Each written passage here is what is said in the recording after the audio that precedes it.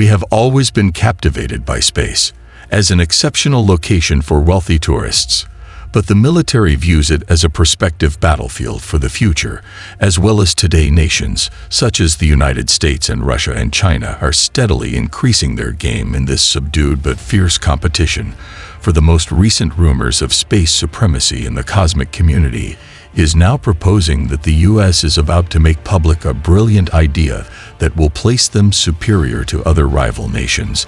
The launch of a laser-powered spacecraft weapon in the space is a stone arsenal of the force and its capacity to initiate a revolution in contemporary warfare, nothing less than extraordinary. Please join us as we explore how this space weapon, an American laser, startled everyone. The U.S. Space Force, or USSF, is an essential component of the U.S. military forces, managing all issues pertaining to in the United States. Space is the road to independence, is a fascinating one. Prior to its creation, serving as a separate uniform service, the USSF functioned as the Space Forces unit, command operating beneath the United States Army. Between 1982 and 2019 saw this change in status that arrived roughly during the time that the U.S. President Donald Trump is similar to the official Air Force organizational chart. The Space Force was created in December 2019, saw the United acknowledgements the crucial role that modern warfare would use space, for we hope to never witness the actual application of this. However, in writing, the space's strategic importance is discernible as we explore the field, keeping the Space Force in mind. It's still the smallest military force in the U.S., consisted of roughly 6,434 employees backed by 77 spacecraft, compared to, in contrast to, the enormous resources of the Air Force, with more than 5,000 personnel, 46 intercontinental ballistic aircraft missiles, and more than 650,000 workers, both civilians and military personnel. It's significant to note that the United States devoted a significant amount of the armed forces budget, making it a powerful force in cutting-edge technology apparatus and enormous sums of money at the Space Force's disposal. As reported by Defense News, the Space Force's launch estimate was an astounding $2 billion. With estimates suggesting that expenses might rise to an astounding $13 billion 2024. In addition, the number of personnel is anticipated to climb to 15,000 within this period of time. These significant monetary contributions are directed towards overseeing and upholding several systems, like the GPS military missile warning system, for satellite communications networks, for space surveillance systems. Additionally, Satellite Control Network, the Boeing X-37B reusable aircraft robotic spacecraft, an intriguing component of technology at their disposal jurisdiction. Surprisingly, the space economy is anticipated to grow to over twice as much as the $450 billion that it is now, a startling $1 trillion in the following 20 years. It's evidence of the increasing significance of space exploration and commerce in the space. In March 2024, signified an important milestone. Following its formal debut, a military satellite for communication was carried into space by a Alliance Atlas V rocket launched by the United and the Guardians as a Space Force. In 2021, members are kindly referred to as effectively carried out their first launch mission with tactical responsiveness.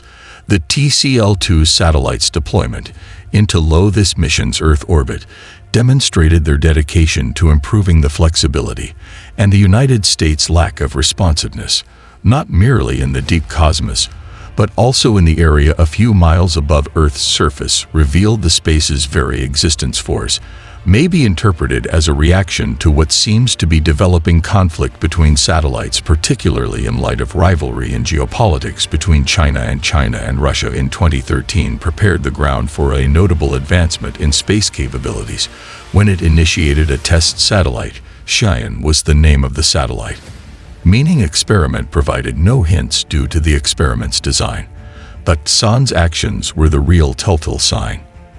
It was seen moving close to a tiny satellite and following it around, for as the attentive eyes at AGI, or analytical graphics, were keeping an eye on this Cheyenne satellite activity closely, and they were most amazed when the tiny satellites appeared to disappear and reappearance on their radar systems. Systems are renowned for being resilient.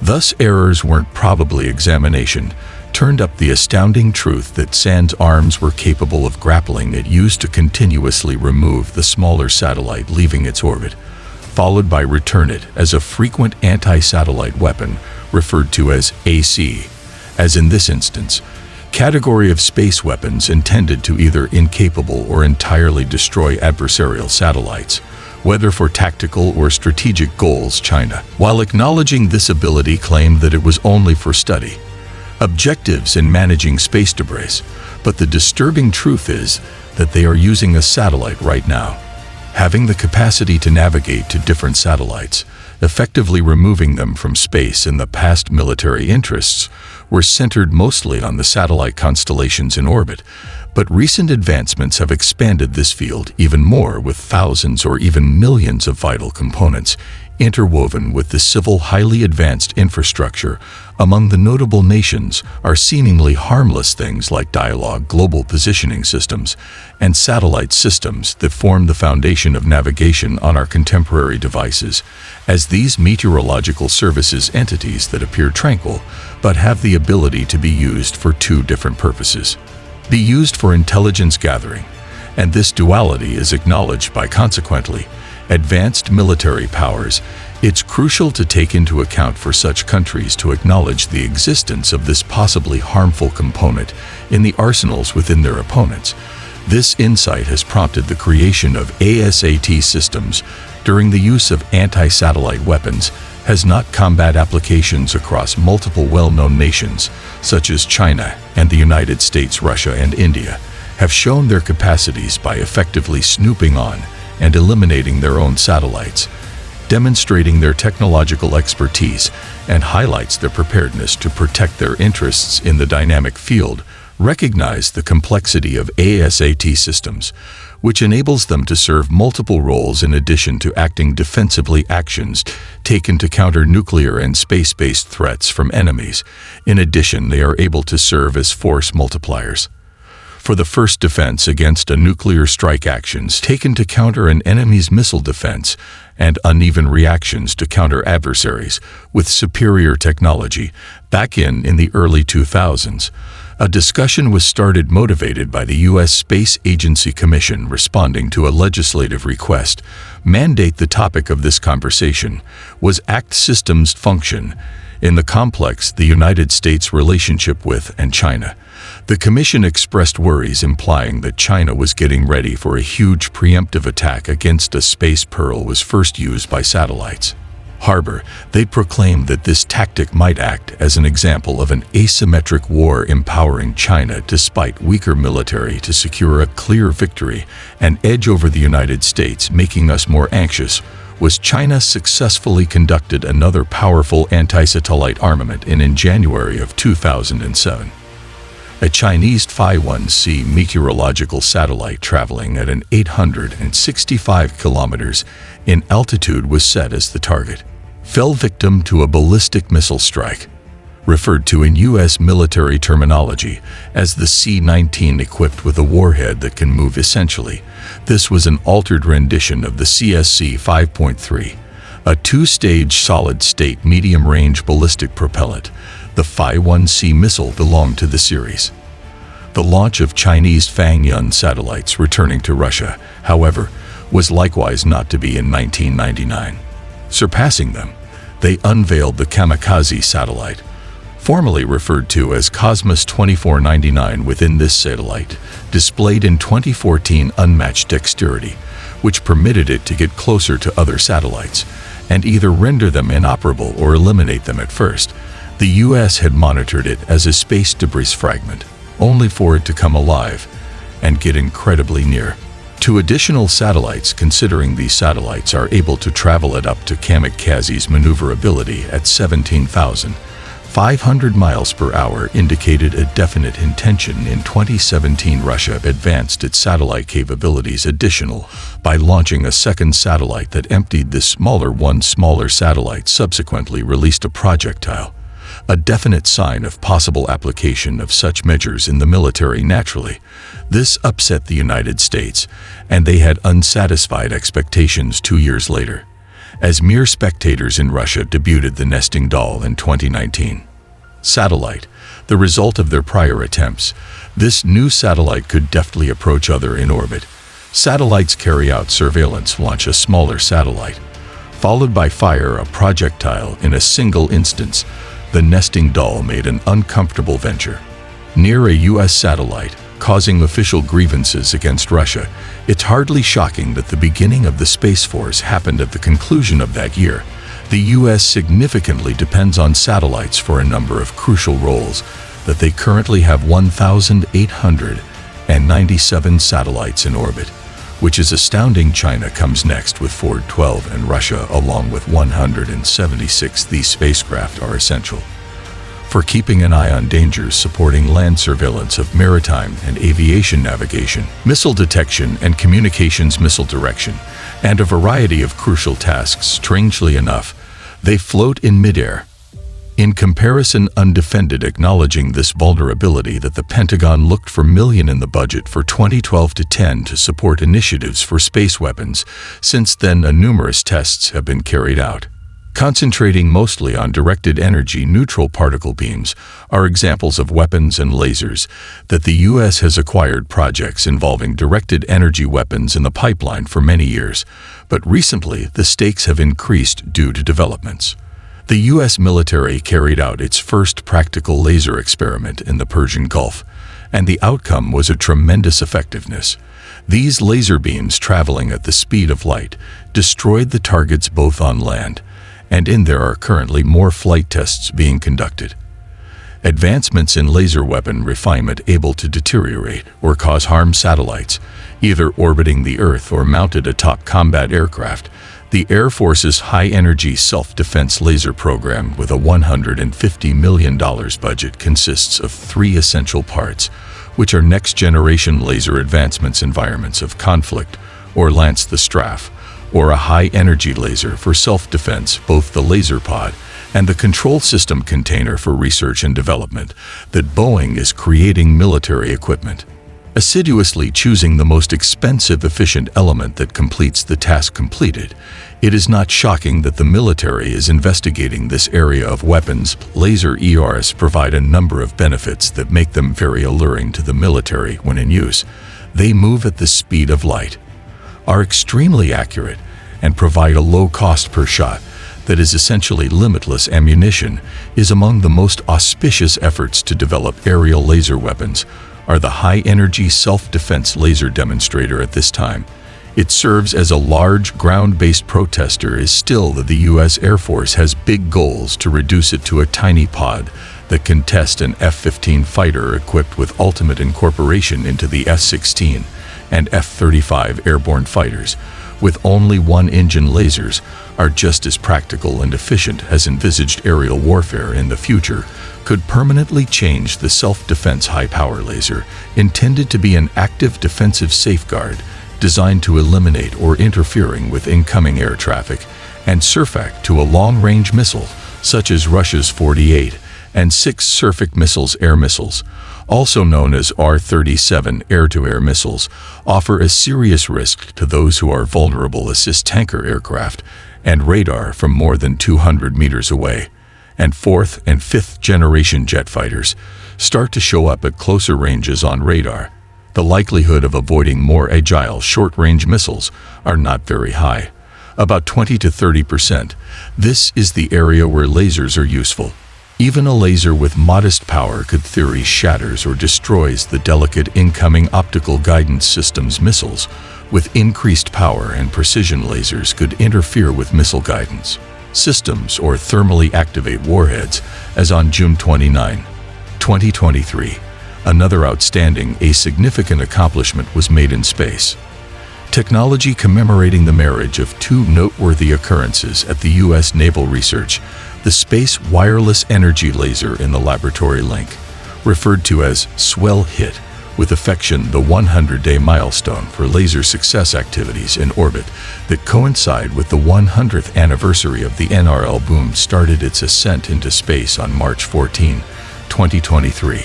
Along with its purpose, symbolizes a significant advancement in the history of laser beaming power in the cosmos, where it has made its home within the International Space Station, within the United States Department of Defense Age 9 mission. A space test program, constantly swelling, has given about 1.5 watts of power were used at the power beaming receiver's output. More importantly, the entire procedure boasts an efficiency from end to end that lingers nearby 11%. This accomplishment is not insignificant. Triumph that exceeds the group's efficiency targets by over 10 times for a beaming link. Swell with power operates at a 1.45 miles to the nearest. Best of the NRL's understanding of this experiment represents the first laser instance in history, energy beaming through space, but serves as the holder of the record for the longest distance, maximum power, and most demonstration of effective power beaming in orbit irrespective of China. In the meantime, as stated by Space News, is getting ready to launch ground-based lasers that have the capacity to satellite sensors that are blind and possibly demolish satellite hardware frameworks. This is definitely a significant advancement. But even these laser weapons aimed from Earth to space may not be adequate in light of the changing dynamics of contemporary warfare. Space is growing, appearing to be the main battlefield, requiring the creation of space-based weaponry. In advance of these modifications, satellites are anticipated to possess both offensive and defensive weaponry, such as incorporating stealth features with ease, agility, as well as dispersed plans exist for defense architecture to introduce an astounding 1,300 satellites, making sure that even if a small number of them are compromised, the system as a whole won't be weakened. In terms of offensive, research is working on satellites equipped with lasers intended to harm and blind sensors hardware. Even though we've produced amazing laser technology, advancement on Earth is a distinct ballgame in orbit because of vastly different circumstances. One of the main difficulties with using laser, the problem of power with weapons in space. Lasers need a substantial amount of energy needed to produce and maintain the high power beams required for powerful weaponry. For space power, there may be few and moving sources. Heavy power sources to orbit is a costly and intricate endeavor. This raises concerns regarding the viability of keeping a steady supply of power for laser weaponry. Another important, the transmission of lasers is challenging. Beams through space's vacuum, in contrast to in the atmosphere of Earth, where there could be molecules and particles interacting with the laser to produce a beam that is visible. Since space is essentially empty, there is no visible laser beam, making it difficult to track and target objects precisely. And over extended distances, the laser's beam can scatter. So with these satellites are also less efficient, travel at lightning-fast speeds, getting closer 20,000 miles per hour, which makes them extremely challenging objects for a laser weapon for it to work. It needs to latch onto its goal precisely, tracking with accuracy and precision. Aiming for such quickly moving targets demands quick thinking and sophisticated response mechanisms. But it's worthwhile pointing out that these are doable issues. That Russia has already established its Poya spacecraft has the ability to transport a carbon dioxide laser with a megawattage highest power laser with continuous wave presently accessible. The Polya story backs up to the 1980s. During the Cold War following Ronald Reagan's office, he gave a nationalistic and powerful speech, highlighting the United States' continuous battle against repressive governments. In this speech, he unveiled a bold space initiative that intended to introduce weapons into space. In his vision, the linchpin was a shield from missiles that would make the U.S. resistant to hostile intercontinental ballistic missiles. With such majestic project, quickly obtained the somewhat satirical term for the Star Wars initiative. However, on the opposing side of the Soviet Union's Iron Curtain, a man Gorbachev attempted to bring about peace on a global scale. He asked Reagan to reevaluate this course. But the the president persisted. Soviet officials, unfazed in Reagan, was encouraged by a somewhat ironic twist. to carry out his missile program, aiming to emphasize the necessity of a comparable initiative from them. Gorbachev finally gave his approval to an even greater ambition venture as the focal point. Russian Polyus was the focus of this project. The mysterious SK spacecraft, known as the Red Death Star, was intended to be a space-based laser technology designed to release its power against possible opponents in the case of a battle that the entire world witnessed, as the potential for a new dimension to Star Wars-era warfare loomed on the horizon. This idea was a step forward from the space's original intentions, race that had its origins in the aspiration to conquer space by engaging in competition. Technological developments made possible by the project showed a remarkable likeness to the American Star Wars initiative. However, with its distinct goals at the heart of the Polyus skiff, sought to oppose U.S. missile defense systems with a sophisticated carbon dioxide laser with a megawatt output, as ASF Siddiqui, a Soviet space historian, demonstrated in a Duane interview day from the magazine Air and Space. The Soviet Union had allocated funds to two significant investigations and improvements research conducted in the late 1970s and early 1980s.